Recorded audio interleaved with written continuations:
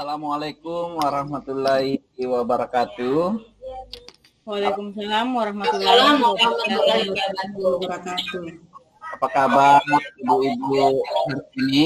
Mudah-mudahan semuanya sehat ya. Alhamdulillah sehat. Sehat Pak. Alhamdulillah. Hari ini kita akan belajar tentang modul ajar. Nah, tapi sebelum itu kita akan berdoa dulu. Nah, jadi ada salah satu peserta yang akan memimpin doa dulu. Ya, silakan Ibu. Ya, baiklah. Pada pertemuan kita hari ini, marilah kita awali acara kita dengan bersama-sama membaca doa. Semoga apa yang kita lakukan mendapat berkah dan bermanfaat bagi kita semua. Berdoa dimulai.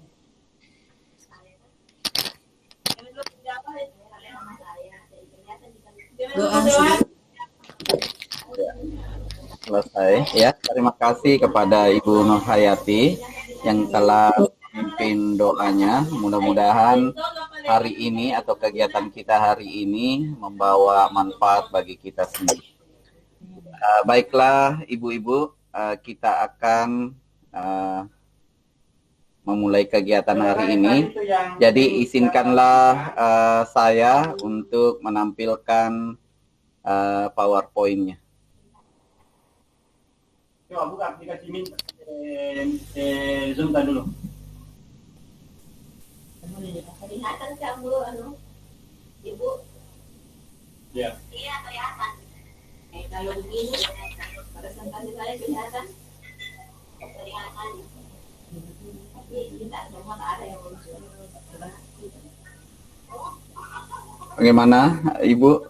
Sudah kelihatan presentasinya? Iya. Jadi perkenalkan, saya Tanggaim Said dari UPT SD Negeri 8 Pinrang. Baiklah ibu-ibu, latar belakang, tujuan dan langkah-langkah kegiatan kita pada hari ini, di mana modul ajar itu adalah sejumlah alat atau sarana media, metode, petunjuk, dan pedoman yang dirancang secara sistematis dan menarik. Di mana modul ajar juga itu merupakan implementasi dari alur tujuan pembelajaran yang dikembangkan dari capaian pembelajaran dengan profil pelajar Pancasila sebagai sasarannya. Nah, di mana juga modul ajar itu disusun sesuai dengan fase atau tahap perkembangan peserta didik, mempertimbangkan apa yang akan dipelajari dengan tujuan pembelajaran dan berbasis perkembangan jangka panjang. Baiklah ibu-ibu, tujuan kita pada kegiatan ini yaitu memahami prosedur penyusunan modul ajar di satuan pendidikan. Dan saya akan memperlihatkan langkah-langkah kegiatannya. Pertama, ada diskusi kelompok tentang modul ajar. Kedua, melakukan presentase tentang hasil diskusi, dilanjutkan dengan tanya jawab. Yang ketiga, membuat modul ajar secara mandiri dan mempresentasikannya. Yang terakhir adalah refleksi. Baiklah ibu-ibu, sebelum kita lanjut lebih dalam, kita akan melakukan dulu ice breaking atau energesa. Baiklah, untuk kesediaan Ibu untuk melakukan ice breaking, saya genap, berarti kita bertepuk tangan sebanyak 2 kali. Oke, sekarang kita lakukan ya. 1 ditambah 1. 1 ditambah 2. 1 ditambah 4. 3 ditambah 3. Oke, terima kasih banyak Pak. Iya, luar biasa Ibu Nursan atas ice breaking yang disampaikan pada hari ini. Baiklah ibu-ibu, kita akan melanjutkan diskusi tentang modul ajar. Nah, apa pertanyaannya? Apa yang akan kita diskusikan pada hari ini? Yaitu apa yang Ibu ketahui tentang modul ajar? Ya, silakan. Saya Pak. Ya, silakan Ibu Nursan. Nah, ya Pak, modul ajar itu dalam membuat modul ajar itu ada 3 komponen yang harus kita ketahui. Yang pertama itu komponen informasi umum, kemudian yang kedua adalah komponen inti, kemudian yang ketiga adalah komponen lampiran. Saya kira seperti itu Pak. Terima kasih. Iya, luar biasa jawaban yang disampaikan oleh Ibu Nursan. Mungkin ada teman yang lain yang akan memberikan komentar tentang apa yang Ibu ketahui tentang modul ajar. Silakan. Saya Pak, Iya. yang saya ketahui tentang modul ajar itu tentang prosedur penyusunannya. Pertama itu analisis kondisi dan kebutuhan guru, peserta didik serta satuan pendidikan. Kemudian yang kedua, tentukan alur pembelajaran yang akan dikembangkan menjadi model ajar. Kemudian yang ketiga, pelaksanaan pembelajaran. Keempat, identifikasi dan tentukan dimensi profil pelajar Pancasila. Kemudian yang kelima, susun modul ajar berdasarkan komponen yang tersedia. Kemudian yang terakhir, yang keenam, evaluasi dan tindak lanjut. Ya, cuman itu Pak yang bisa sampaikan. Iya, luar biasa untuk Ibu Sutriani. Mungkin Ibu Nurhayati juga bisa memberikan komentar tentang apa yang Ibu ketahui tentang modul ajar. Silakan Ibu Nurhayati.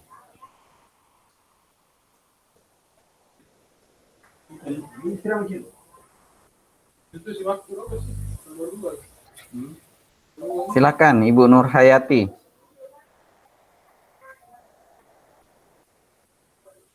Halo, Ibu Nurhayati.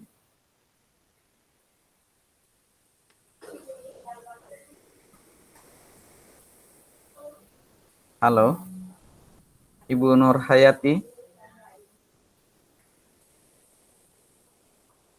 Mungkin jaringan Pak. Terputus jaringannya barangkali Pak. Oh, ya. Bagaimana? Kita lanjut saja ya. Dilanjut Pak. Oh ya.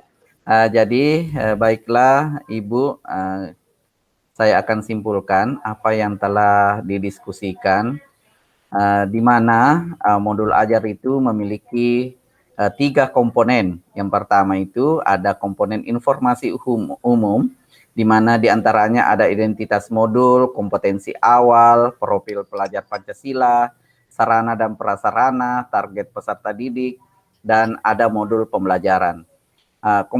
Komponen kedua yaitu komponen inti, di mana di dalamnya ada tujuan pembelajaran, pemahaman bermakna, pertanyaan pemantik, persiapan pembelajaran, kegiatan pembelajaran, asesmen, pengayaan atau remedial, dan refleksi. Komponen yang ketiga yaitu lampiran, di mana di dalamnya ada lembar kerja peserta didik, ada bahan bacaan guru dan peserta didik, glosarium, daftar pustaka. Selanjutnya di modul ajar itu ada 4 kriteria yang harus dimiliki dalam pembuatannya, di mana kita perhatikan kriteria esensial, menarik, bermakna, dan menantang, relevan dan kontekstual, serta berkesinambungan. Modul ajar itu memiliki prosedur dalam penyusunannya, di mana telah disebutkan tadi Ibu Sutriani bahwa pertama itu ada analisis kondisi dan kebutuhan guru, peserta didik, serta satuan pendidikan. Tentukan alur pembelajaran yang ada dikembangkan menjadi modul ajar. Tentukan ada pelaksanaan pembelajaran, identifikasi dan tentukan dimensi profil pelajar Pancasilanya. Dan susun modul ajar berdasarkan komponen yang tersedia dan evaluasi dan tindak lanjut. Oke, baiklah ibu-ibu yang hebat. Terima kasih atas diskusinya tadi. Nah, sekarang kita akan menyusun modul ajar. Nah, silakan ibu-ibu akan menyusun modul ajar dan saya akan memberikan waktu 5 menit untuk menyusun modul ajar tersebut. Silakan Ibu.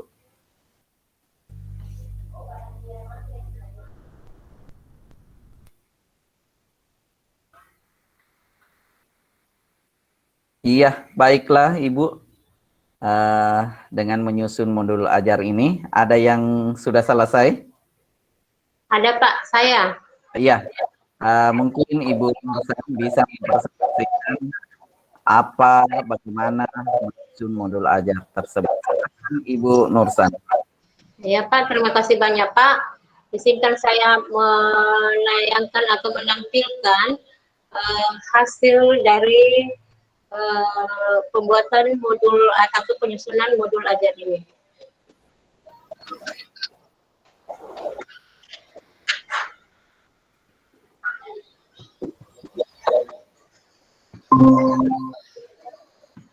Inilah hasil penyusunan modul ajar dari saya, Pak.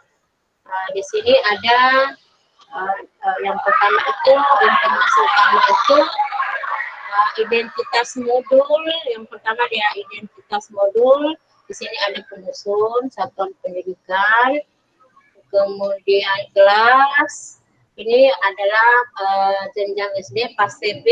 Ini di kelas 4. Di sini saya menyusun mulai dari kompetensi awal peserta didik mengenal budaya, sejarah baik tokoh maupun periodisasinya. Kemudian saya mengambil dari profil pelajar Pancasila, yaitu beriman, bertauhid kepada Tuhan Yang Maha Esa, mandiri, berpikir kritis, Bhinneka Tunggal Ika, bergotong royong, dan kreatif. Kemudian ada sarana dan prasarana, kemudian target peserta didik, apa model pembelajarannya. Kemudian di sini ada komponen inti, ada tujuan pembelajaran, pahaman bermakna, pertanyaan semantik. Saya kira seperti itu Pak, modul ajar yang saya susun. Terima kasih. Assalamualaikum warahmatullahi wabarakatuh. Iya, waalaikumsalam warahmatullahi wabarakatuh. Luar biasa atas presentasi yang diberikan oleh Ibu Nursan. Saya kira dengan presentasinya tadi kita sudah melihat bahwa modul ajar yang ditampilkan itu sesuai dengan komponen-komponen modul ajar dan memenuhi prosedur penyusunannya. Ya. Baiklah, aplaus dulu buat Ibu Nursan. Iya. Ya, terima kasih. Baiklah, baiklah Ibu-ibu. Kita akan merefleksi apa yang kegiatan kita tadi. Silakan Ibu menjawab pertanyaan berikut dengan menuliskan di kertas selembar. Nah, pertanyaan pertama itu, apa yang Ibu pahami tentang modul ajar? Yang kedua, apa kendala yang Ibu dapatkan pada materi modul ajar? Selanjutnya, bagaimana Ibu menerapkan modul ajar di satuan pendidikan? Saya kira itu refleksi kegiatan kita hari ini. Mudah-mudahan dengan adanya pembelajaran atau kegiatan kita pada hari ini tentang modul ajar, Ibu dapat mengimplementasikannya di satuan pendidikan nantinya. Oke, sebelum saya akhiri, marilah kita bersama-sama membaca hamdalah. Alhamdulillahirabbil Alamin. Assalamualaikum warahmatullahi wabarakatuh. Waalaikumsalam warahmatullahi wabarakatuh. Assalamualaikum warahmatullahi wabarakatuh. Waalaikumsalam warahmatullahi wabarakatuh. Syukur alhamdulillah kita semua masih diberi kesehatan oleh Allah Subhanahu wa taala untuk mengikuti kegiatan ini. Baiklah, saya akan menampilkan materi yang akan kita pelajari nanti.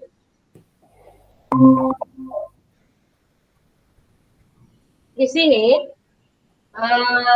materi yang akan kita pelajari yaitu mengenai konsep alur tujuan pembelajaran. Kemudian tujuan dari kegiatan ini, apa yang akan kita capai itu adalah menyusun alur tujuan pembelajaran sesuai prosedur dan prinsipnya. Tapi sebelum itu, sebelum kita melakukan kegiatan, kita berdoa dulu. Siapa yang memimpin doa? Silakan. Ya.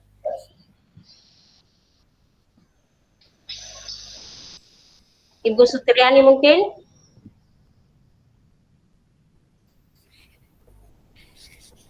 Terima kasih kesempatan yang diberikan kepada saya untuk membaca doa untuk hari ini. Jadi sebelum kita memulai kegiatan pada hari ini, marilah kita bersama-sama membaca doa menurut keyakinan kita masing-masing. Berdoa dimulai.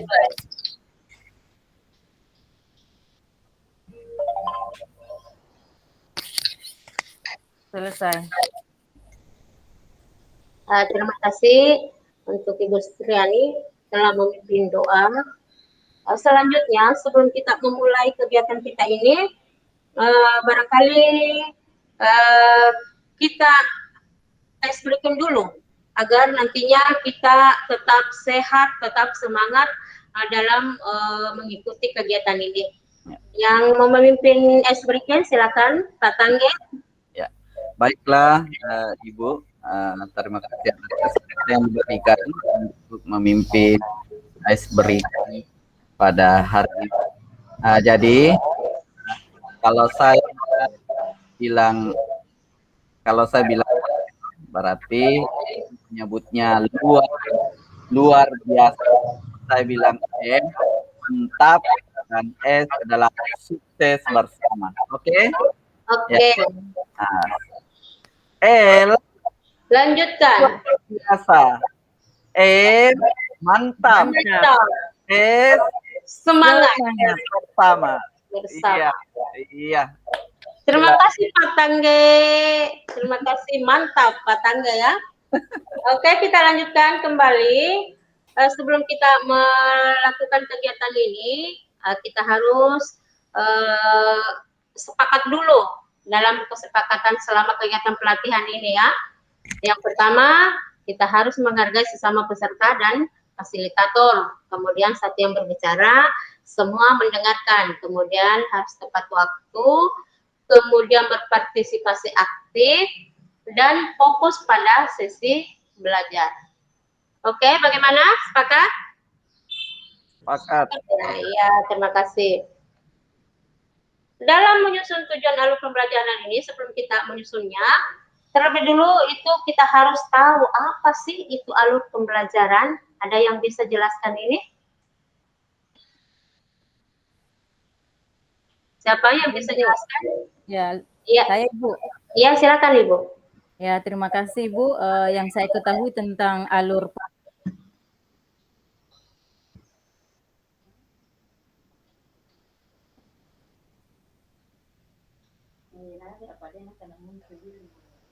Halo Ibu Sutriani. Kayaknya jelek lagi jaringannya. Iya Pak ya. Halo? Halo Ibu Sutriani. pelajaran yang tersusun secara sistematis. Halo? Halo, ya silakan Ibu. Menurut saya, alur pembelajarannya itu adalah rangkaian tujuan pembelajaran yang tersusun secara sistematis dan logis di dalam fase secara utuh dan menurut urutan pembelajaran sejak awal hingga akhir suatu fase. Aturan ini disusun secara linear, sebagaimana urutan kegiatan pembelajaran yang dilakukan dari hari ke hari untuk mengukur capaian pembelajaran. Terima kasih Bu, itu saja jawaban dari saya. Ya, terima kasih untuk Ibu Sutriani, mantap sekali Bu. Barangkali bisa di-upload untuk Ibu Sutriani ya. Tambahkan Ibu. Iya, silakan Pak. Dalam menyusun alur tujuan pembelajaran perlu kita perhatikan 3 komponen, Ya, yaitu intensi, konten, dan variasi.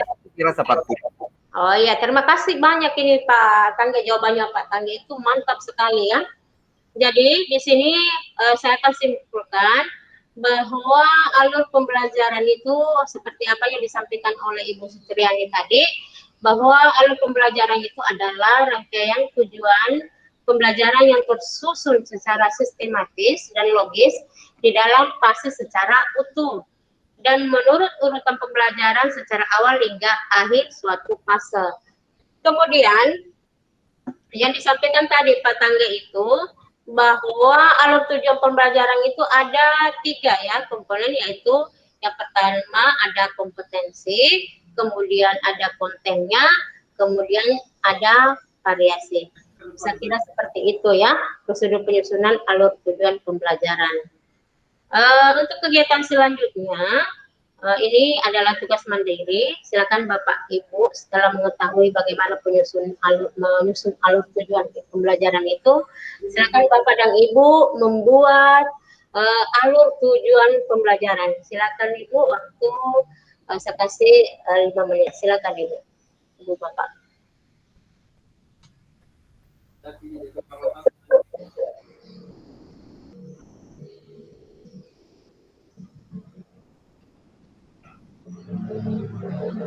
Sudah selesai? Ada yang mau menampilkan hasil pekerjaannya? Sudah Bu, saya Bu. Silakan Pak Tangge. Oh iya. Silakan Pak. Ya. Minta tolong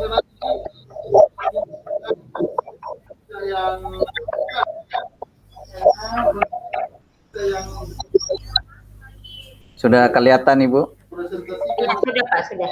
Iya.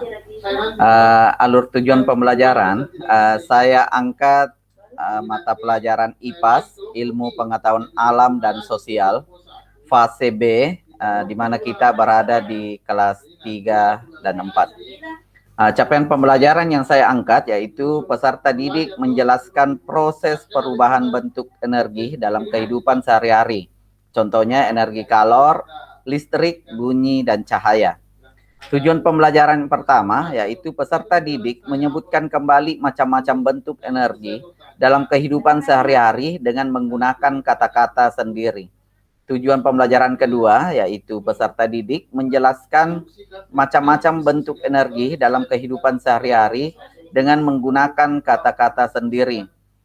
Tujuan pembelajaran ketiga yaitu peserta didik menunjukkan contoh energi dengan menceritakan proses perubahan bentuk energi tersebut dalam kehidupan sehari-hari dengan kata-kata sendiri. Tujuan pembelajaran keempat yaitu peserta didik membuat laporan tentang proses perubahan bentuk energi dalam kehidupan sehari-hari dengan mempresentasikan di depan kelas. Perlu saya ingatkan bahwa tulisan yang berwarna merah itu adalah komponen kompetensi, tulisan warna biru adalah variasinya, tulisan warna hijau adalah kontennya. Terima kasih. Terima kasih untuk Pak Tangge, dengan semangatnya perlu kita berikan aplaus ya. Selanjutnya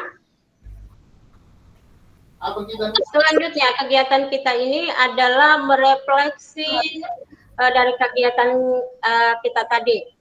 Refleksi di sini perlu Ibu catat apa yang Bapak dan Ibu sudah pahami dan apa yang Bapak Ibu belum pahami di dalam membuat alur tujuan pembelajaran. Ya, saya kira seperti itu. Dan saya akhiri dengan mengucapkan alhamdulillahirrabbilalamin. Kita akhiri kegiatan kita pada hari ini. Terima kasih. Assalamualaikum warahmatullahi wabarakatuh. Waalaikumsalam warahmatullahi wabarakatuh. Oh, yang kelompok ini itu apa deh? Bagusnya aja itu nih dia kenapa jadi ya harta jadi sekarang dia apa dulu ya. Lanjut Ibu Nurhayati. Begitu nanti Mas. iya Ya, tidur di situ begitu saja bro. Atau Ibu Sutriani saja dulu. iya. Mungkin koneksi Ibu Nurhayati bermasalah. Iya, oke. Lanjut. Iya, Tadi bagus yang sih, cuma Bismillahirrahmanirrahim. Assalamualaikum warahmatullahi wabarakatuh. Waalaikumsalam warahmatullahi wabarakatuh. Bapak Ibu semuanya, bagaimana kabarnya hari ini? Alhamdulillah. Alhamdulillah baik Bu. Alhamdulillah. Nah, jadi hari ini sebelum kita memasuki materi sesuai dengan jadwal yang kemarin, yang bertugas berdoa, Ibu siapa? Bu Nursan. Saya Ibu. Oh iya, silahkan Ibu berdoa. Oke Bapak Ibu peserta diklat, sebelum kita melakukan kegiatan kita pada pagi hari ini, ada baiknya kita menundukkan hati sejenak untuk berdoa. Berdoa dimulai.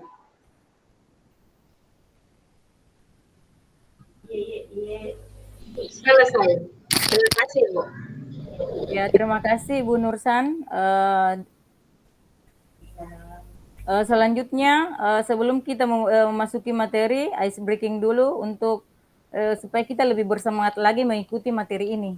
Ya. Silakan Bapak.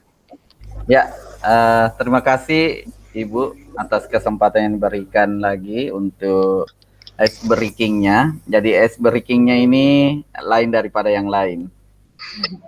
Jadi kalau saya menyebutkan nama hewannya, Ibu harus menirukan bunyinya. Iya. Suatu hari si bocil masuk ke kebun binatang. Di sana si bocil melihat ada kucing. Di dalam ada kerbau. Tak lama kemudian muncullah seekor kambing. Lalu si bocil pulang melihat banyak tok. Terima kasih. Ya, terima kasih Bapak Ibu atas breakingnya, bersemangat sekali, mantap.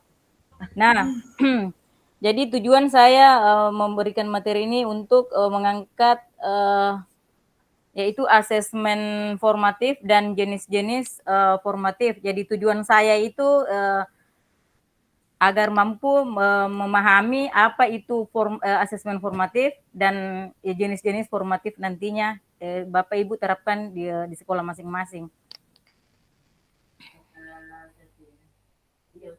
Jadi untuk kali ini kita akan belajar mengenai asesmen formatif ya Bu. Jadi seperti hari sebelumnya kita sudah belajar mengenai asesmen ya.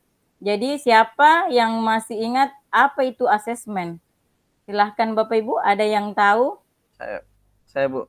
Oh silahkan Pak. Ya, yang saya ketahui asesmen itu dapat meningkatkan kemampuan peserta didik dalam proses belajar. Saya kira seperti itu. Terima kasih Pak jawabannya. Ada yang jawaban yang lain tentang asesmen formatif Ibu, Bapak? Saya Bu. Oh iya, silahkan Ibu. Iya. Yang saya ketahui tentang asesmen formatif itu, formatif itu merupakan sebuah penilaian yang dilakukan untuk mendapatkan informasi mengenai proses pembelajaran yang sudah dilakukan. Saya kira seperti itu, Bu. Terima kasih. Ya, Ibu. Terima kasih Bu jawabannya. Kemudian yang Bapak Ibu ketahui tentang jenis asesmen, siapa Ibu? Bapak Ibu yang bisa menjawab? Oh, silahkan Saya, Ibu Pak. Nurhayati. Ya, penilaian asesmen yang dilakukan ada melalui 3 pendekatan, yaitu assessment of learning, kemudian yang kedua assessment for learning, dan yang ketiga assessment at learning. Demikian dari saya Bu, terima kasih. Ya, terima kasih Ibu. Jadi jawaban Bapak Ibu semuanya tidak ada yang salah, semuanya benar. Mantap. Nah, jadi sebagai kesimpulan, asesmen adalah upaya untuk mendapatkan data atau informasi dari proses dan hasil pembelajaran untuk mengetahui seberapa baik kinerja peserta didik terhadap tujuan kriteria dalam pencapaian pembelajaran tertentu. Kemudian asesmen formatif itu ya seperti yang disebutkan tadi Ibu Nursan, merupakan sebuah penilaian yang dilakukan untuk mendapatkan informasi mengenai proses pembelajaran yang sudah dilakukan. Selanjutnya yang disebut dia dijawab sama Ibu Nurhayati tentang jenis asesmen. Ada 3, yaitu assessment of learning atau penilaian akhir pembelajaran. Yang kedua, assessment for learning, yaitu penilaian untuk pembelajaran atau perbaikan pada saat proses pembelajaran. Kemudian yang ketiga, assessment as learning, yaitu penilaian sebagai pembelajaran. Seperti itu, Ibu. Bagaimana? Apakah Bapak Ibu sudah paham atau mengetahui apa itu asesmen formatif, jenisnya? Sudah Bu, sudah. Paham. Sudah. Ya, terima kasih Bapak Ibu. Berarti oh ya. Ya. Jadi selama tadi kita proses pembelajaran ini, Bapak tidak ada yang mengantuk, Dik. Semuanya semangat. Masih semangat. Alhamdulillah. Selanjutnya, jadi harapan kita nantinya ini pada kurikulum yang kita bahas ini diharapkan memberikan proporsi lebih banyak pelaksanaan formatif daripada menitikberatkan orientasi pada asesmen sumatif. Kemudian ini akan mendukung proses penanaman kesadaran bahwa proses lebih penting daripada sebatas hasil akhir. Jadi refleksi, kita masuk di sesi refleksi. Nah, sekarang pertanyaannya di situ, Ibu, apa yang Anda pahami tentang asesmen formatif? Dan yang kedua, apa yang Anda ketahui dari ketiga jenis asesmen tersebut? Bagaimana Bapak Ibu? Bisa diterapkan nantinya di sekolah? Insya Allah. Allah Bu. Alhamdulillah.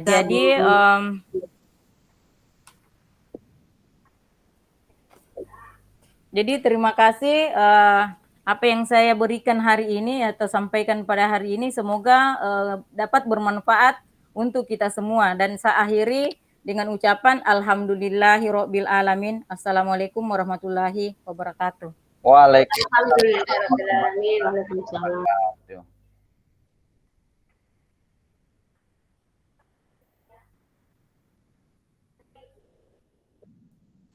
warahmatullahi wabarakatuh. Waalaikumsalam.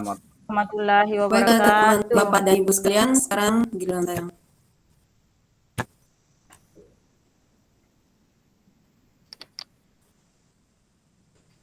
Baiklah, pada kesempatan ini kita akan belajar tentang literasi digital.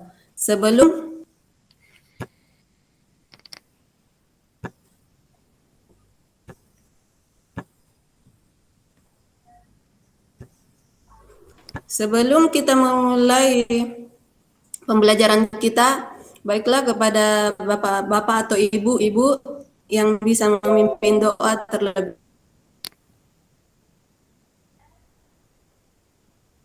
dahulu. Saya Ibu memimpin doa ya. Silakan. Ya, silakan Ibu Sutriani. Jadi sebelum kita memulai pembelajaran kita hari ini, semoga Tuhan memberkati kita, memberikan kesehatan serta memberikan kesuksesan kepada kami. Berdoa dimulai.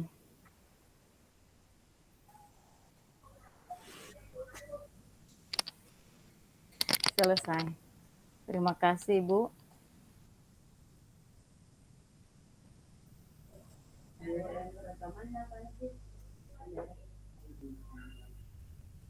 Ya, saya ucapkan terima kasih kepada Ibu Sutriani yang telah memimpin doanya. Selanjutnya kita masuk pada kegiatan ice breaking untuk merefleksikan otot syarat kita yang masih tegang selama dalam proses pembelajaran ini. Maka kepada teman-teman yang ingin memimpin ice breaking-nya, silahkan Bapak atau Ibu. yang berkenan untuk memimpin ice breaking-nya? Saya, Bu. Saya, Bu.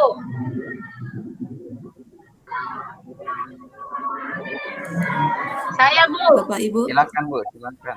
Oh ya, Ibu Nursan silakan. Ya, silakan Ibu Untuk ice Nursan. breaking. Iya, Bu. Untuk melakukan ice breaking Ya, ini, silakan Ibu Nursan. apabila saya mengatakan apa? Iya, Bu Nur Hayati. Dalam ice breaking ini, apabila saya mengatakan apa kabar teman-teman, apa kabar rekan-rekan peserta diklat PSP, Bapak Ibu menjawab, Alhamdulillah masih sehat, masih kuat, masih semangat, yes. Kita mulai. Apa kabar rekan-rekan peserta diklat PSP? Masih sehat, Alhamdulillah masih sehat, Sehat, masih kuat, kuat, masih semangat. semangat. Yes. Yes, Terima kasih. yes. Semangat. Yes. Iya, terima kasih kepada Bu Nursan yang telah memimpin ice breaking-nya. Ice breaking yang mantap dan luar biasa. Salam sekolah penggerak. Oke, sekarang kita lanjutkan pada materi kita yaitu literasi digital. Adapun tujuan kita untuk memahami yaitu peserta mampu memahami tentang literasi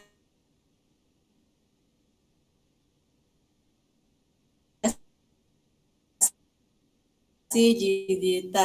Melihat bapak-bapak atau ibu-ibu, apakah yang Anda ketahui tentang literasi digital itu?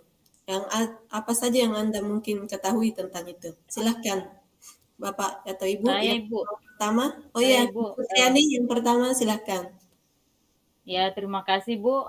Yang saya ketahui tentang literasi digital itu adalah pengetahuan dan kecakapan untuk menggunakan media digital, kemudian alat-alat komunikasi atau jaringan dalam menemukan, mengevaluasi, menggunakan, membuat informasi dan memanfaatkannya secara sehat, bijak, cerdas, cermat, tepat dan patuh hukum dalam rangka membina komunikasi dan interaksi dalam kehidupan sehari-hari. Nah, itu saja jawaban saya, Ibu.